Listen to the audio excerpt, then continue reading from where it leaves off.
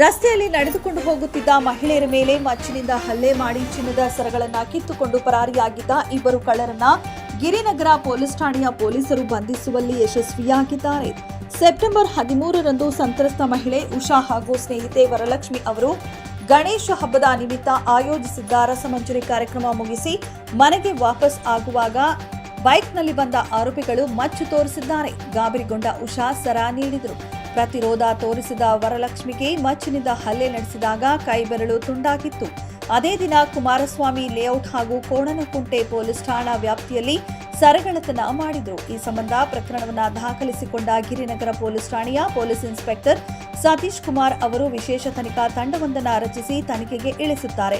ವಿವಿಧ ಆಯಾಮಗಳಲ್ಲಿ ತನಿಖೆಯನ್ನ ಕೈಗೊಂಡ ತಂಡಕ್ಕೆ ತನಿಖೆ ನಡೆಸಿ ಇಬ್ಬರು ಆರೋಪಿಗಳಾದ ಗೊಲ್ಲರಹಳ್ಳಿ ನಿವಾಸಿ ಯೋಗಾನಂದ ಹಾಗೂ ಈತನ ಸಹಚರ ಪ್ರವೀಣ್ನನ್ನ ಬಂಧಿಸಿ ವಿಚಾರಣೆಗೆ ಒಳಪಡಿಸಿದಾಗ ಸರಗಳ್ಳತನದ ಕೃತ್ಯದಲ್ಲಿ ಭಾಗಿಯಾಗಿದ್ದಾಗಿ ತಪ್ಪೊಪ್ಪಿಕೊಂಡಿದ್ದಾರೆ.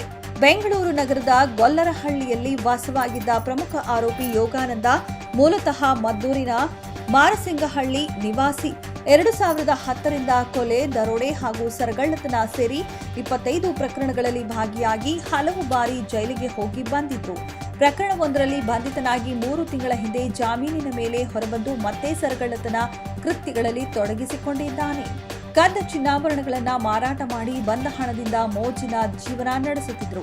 ಸೆಪ್ಟೆಂಬರ್ 13ರಂದು ಕೃತ್ಯವೆಸಗಿದ ಬಳಿಕ ಗೋವಾ, ಪುದುಚೇರಿ ಸೇರಿದಂತೆ ವಿವಿಧ ಕಡೆಗಳಲ್ಲಿ ಓಡಾಡಿ ಹಣ ಖಾಲಿಯಾದ ಬಳಿಕ ಊರಿಗೆ ವಾಪಸ್ಸಾಗಿದ್ರು. ಆರೋಪಿಗಾಗಿ ಹುಡುಕಾಟ ನಡೆಸಿದ್ದ ಗಿರಿನಗರ ಪೊಲೀಸ್ ಠಾಣೆಯ ಪೊಲೀಸರು 1 ತಿಂಗಳಿಂದ ಊರಿನಲ್ಲೇ ಕಾದು ಕುಳಿತು ಆರೋಪಿಗಳನ್ನ ಬಂಧಿಸಿದ್ದಾರೆ. ಬಂಧಿತ ಆರೋಪಿಗಳಿಂದ 6,54,000 ರೂಪಾಯಿ ಮೌಲ್ಯದ 75.62 ಗ್ರಾಂ ಚಿನ್ನ, ಮಾಂಗಲ್ಯ ಸರಗಳು ಮತ್ತು 1 ದ್ವಿಚಕ್ರ ವಾಹನವನ್ನ ಗಿರಿನಗರ ಪೊಲೀಸ್ ಠಾಣೆಯ ಪೊಲೀಸರು ವಶಪಡಿಸಿಕೊಂಡಿದ್ದಾರೆ.